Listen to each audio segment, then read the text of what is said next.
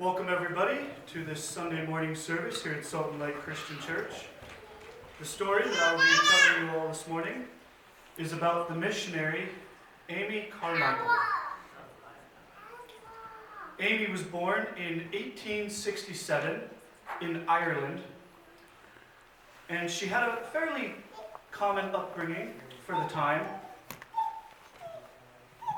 It wasn't until her late 20s and early 30s that she began her ministry. She felt a calling to be a missionary to India. And in her late 20s or early 30s, she went to India to begin her ministry. In India, she founded an orphanage where she specialized in helping out and rescuing young girls that would otherwise have been trafficked through the Hindu temples.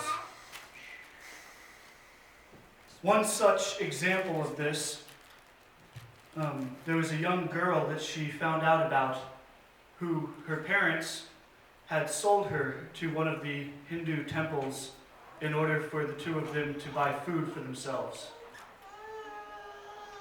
After Amy heard about this, she formed a team together to go rescue this young girl. And they knew the town that she was sold to. And so they went to this nearby town searching for her. And as they were searching, they met an elderly woman who knew of the girl they were looking for. And she agreed to lead them to the house of the man that had bought this young girl. Once they arrived at this man's house, they pleaded with him and begged for him to release her, as there were signs of abuse.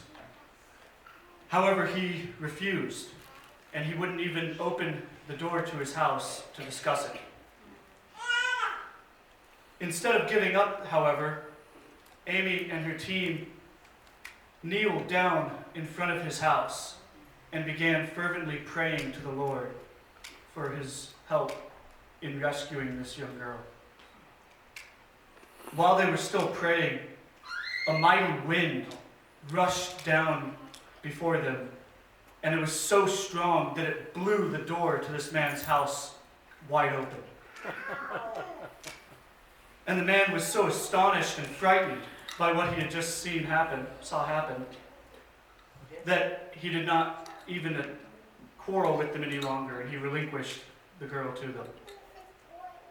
This is just one example, one instance of hundreds of young girls that Amy Carmichael rescued out of a life of slavery and abuse.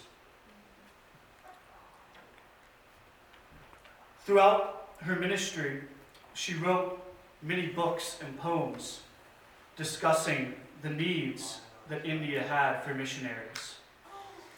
During the last 20 years of her life, she was bedridden in India, and this is the period that she spent most of her time writing. She died in 1951. However, her story and her ministry lived on, and the work that she did in India inspired many missionaries that have come after her. And we can see from her writings and from her ministry that she had a great love for God and for the children of God.